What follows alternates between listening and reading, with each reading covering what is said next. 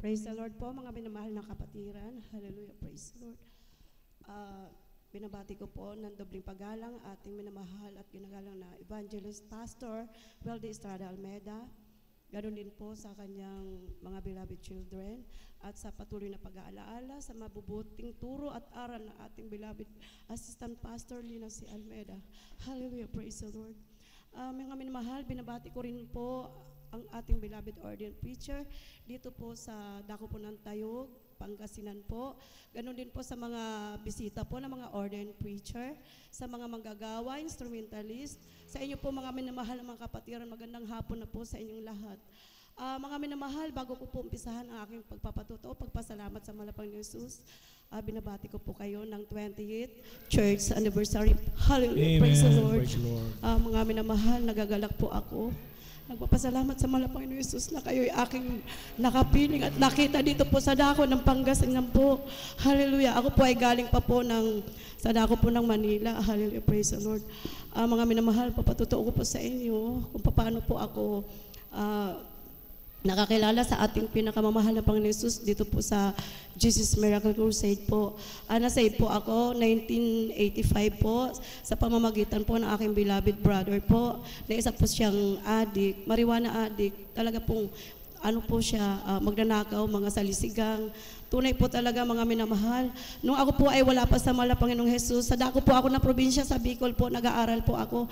Tunay po talaga mga minamahal, ako po ay may damdaming, dalawang klase ng damdamin. Ako po ay may damdaming isang lalaki at isang babae. Mga minamahal, tunay po talaga, nagagalak ako sa mala Panginoong Jesus dahil ako po talagang binago ng ating pinakamamahal na Panginoong Jesus. Amen. Praise the Lord. Mga minamahal, nung ako po ay wala pa sa mahal na Panginoong Jesus, tunay po talaga na ako po ay laging may sukbit na balisong at labaha sa aking pong pantalon po. Tunay po talaga ang palda ko po talaga ay isa lang, uniform po sa pag-aaral. At lahat po yan, pants, sa rubber shoes po. Mga minamahal, nung wala pa po ako sa mahal na Panginoong Jesus, tunay po talaga ako ay mahilig sa barkada. Ako po ay mahilig sa outing, sa diskuhan. Tunay po talaga, dyan ako natutol, mag-inom, manigarilyo. At tunay po talaga, grabe po. Ako po ay nag-aaral, umuwi po ako tuwing madaling araw na po. Dyan ko po nakikita ang aking beloved mother na talagang tumutulo ang luha sa sobra pong grabe consumption sa akin, problema sa akin. Pero dahil dito po talaga sa Dakot po, dito po sa Jesus Miracle Crusade, tunay po na may pastor na tunay na nakaluhod na nanalangin para sa ating mga kaligtasan. Yeah. Tunay po kinabahagan po ako na ating pinakamamahal na Panginoong Jesus. Hallelujah. Tunay po talagang binago ako na lubusan mahal na Panginoong Jesus. Dati po hindi ako marunong magsuot ng kasuotang pambabae. Ngayon po nakikita niyo po ako. Hallelujah. Praise the Lord. Tunay po talagang ang mahal na Panginoon po nagturo sa akin magsuot ng may kabanalan. Hallelujah. Praise the Lord. Mga minamahal, dito na rin po ako sa Jesus Miracle Crusade. Nagkaroon ng pamilya at dito ko po naranasan ang grabing hirap.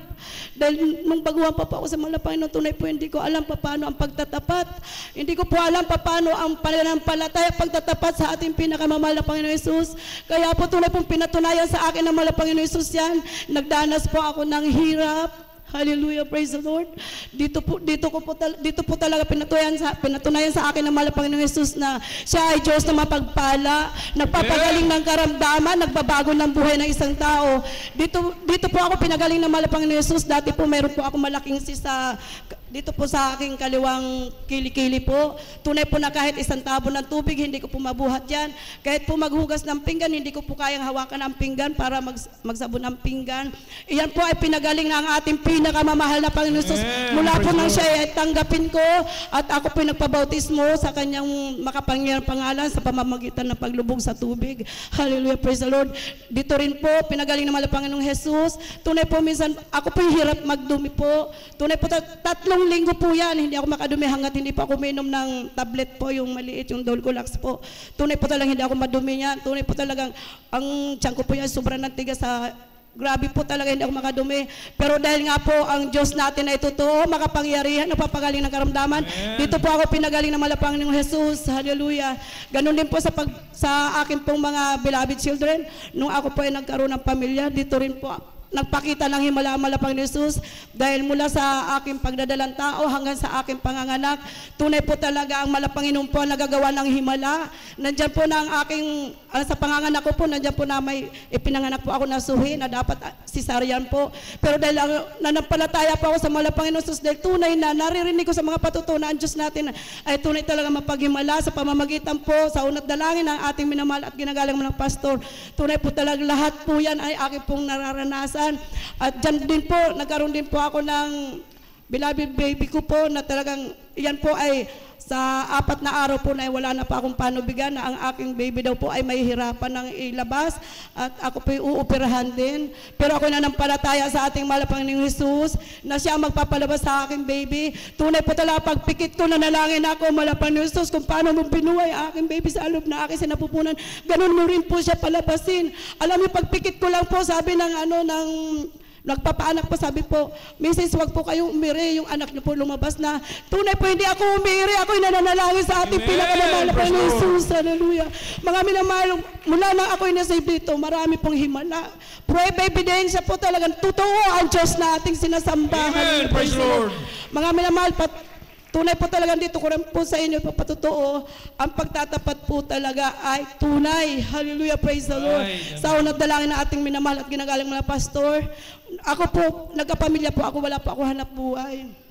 Ang beloved husband ko po, wala ring hanap buhay. Ako po ay isang tindera lang. Ganon din po akong beloved husband. Ako po ay tindera ng aking beloved hipag, aking beloved brother po. Sinasahuran lang po ako ng 100 isang araw. Ganon din po aking beloved husband. Tunay pong kulang na kulang po yan sa Dako po ng Manila, nangungupahan, tapos 4 ang anak po. Nung time na yun, 4 ang anak ko. Tunay po talaga kulang na kulang. Doon po talaga grabe ang naranasan ko, ang sabi ng aking beloved husband. Kasi hindi dito ang buhay ko sa probinsya. Sinunod ko po ang aking beloved husband, umuwi kami ng probinsya. Pagdating po ng probinsya, tunay po siya tricycle driver. Yung ano po, yung padjak. Tunay po doon din po, naghirap din po talaga kami tuwing nasisira po yung padjak na yan. Tunay na 1 linggo ang pagkain namin, lugaw, saging, kung ano po.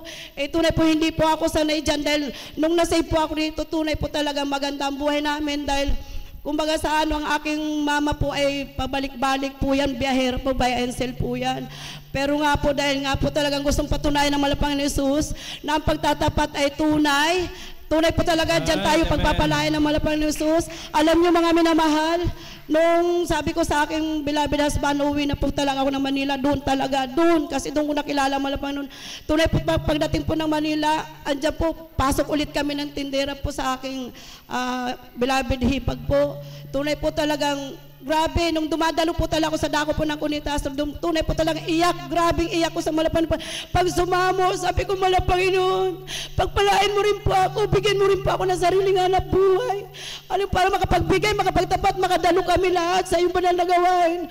Tunay po sa unang dalangin nating minamahal at ginagalang ng mga pastor, tunay po tinugon niya ng Panginoon Jesus. Hallelujah. Amen. Praise the Lord. Ginamit po ang aking beloved mama, pinahiram po ako ng 1,000. Dahil nga po sa sabi ko 1,000, ano kaya i-start ko na itinda?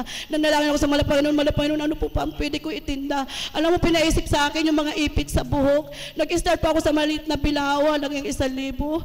Alam niyo mga minamahal, ilang araw lang po yan, pinagpala ng malapang ni Jesus. Nung pinagpala ng malapang ni Jesus, sabi ko, Panginoon, ang punang ko 1,000, ibabalik ko sa iyo. At tuwing gawain, binibigay ko po yung 1,000. Alam niyo mga minamahal, sa maliit na bilaw na yan, grabe, may mga namamakyaw hanggang sa yung maliit na bilao, naging 2, naging 3, naging medium size, naging large. Tapos sabi ko sa isang bilao, naging 7 po yan. Praise the Lord, hallelujah. Amen. Hallelujah, hallelujah. Alam niyo mga minamahal, nung time na yun, sabi ko, malapang ni Jesus, sabi ko, gusto ko po, isang paninda na lang po ang ibigay niyo sa akin para hindi ako nahihirapan. At wala pa akong pwesto, mga minamahal, patakbo-takbo lang po ako. Alam niyo mga minamahal, tinugon ulit na malapang ni Jesus. Tunay po talagang ginamit po yung Chinese po doon sa lugar namin. Binigyan po ako ng maliit na pwesto. Doon po nagtinda ako, malapang ano po titinda ko. Pinaisip sa akin ng Panginoon yung kitchenware po. Nag-start po ako sa konti. Alam niyo mga minahal, pinagpala ko ng Panginoon para po sa mga nag-aalinlangan magtapat. Magtapat po kaya tunay ang pagtatapat, pagbibigay sa ating pinakamamahal na Panginoon Jesus. Alam niyo, 1,000 po yan, ang bilis po yan. Naging kalahating milyon yan. Alam niyo mga minamahal, doon ko napatunayan, totoo ang Diyos na ating sinasamba. Totoo ang Diyos na ang ating malapastor na lagi nakalood para sa atin. Totoo talaga ang magpagtatapat. Hallelujah, praise the Lord.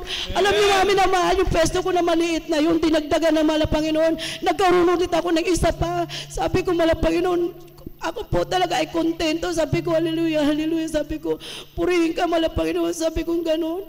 Mala Panginoon talaga, pangako sa iyo. Sabi ko, magtatapat ako, tutulong ako. Alam niyo mga minamahal, nung time na mag-anniversary po, minsan po nasabi ko po sa mala Panginoon, sabi ko, mala Panginoon, sana po magkaroon ako ng pwesto sa labas. Sabi ko, gano'n, kasi yung pwesto ko po medyo sa sulok po. Sabi ko, sana magkaroon po ako, mala Panginoon, ng pwesto sa labas kung lulubin niyo po. Alam niyo po, nawala na sa isip ko yung sinabi ko na yun, nag-fasting po ako sa dako ng Pampanga.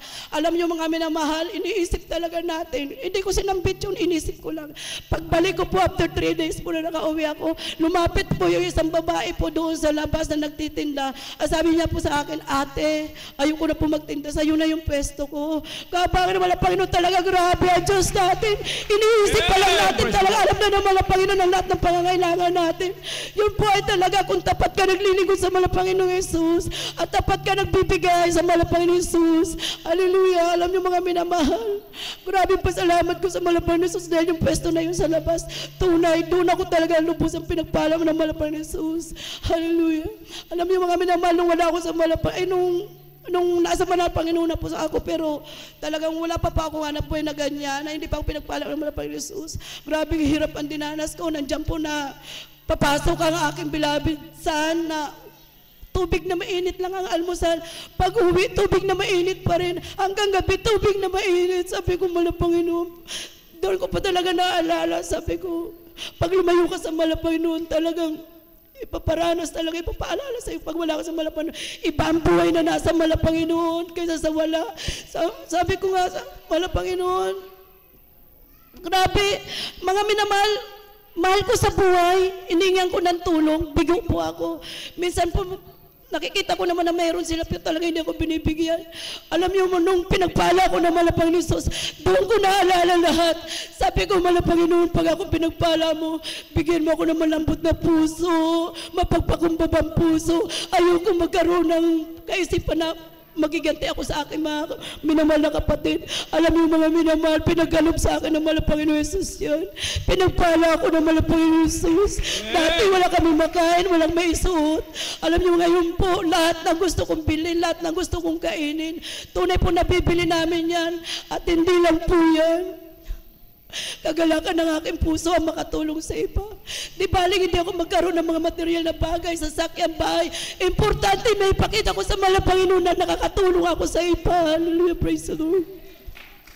Minsan po sinasabi sa akin ng mga beloved son ko, mama, ba't hindi ka mag-saving? Sobra kang magastos, waldas ka masyado. Sabi ko, anak, mag-savings ako, sino makikinabang.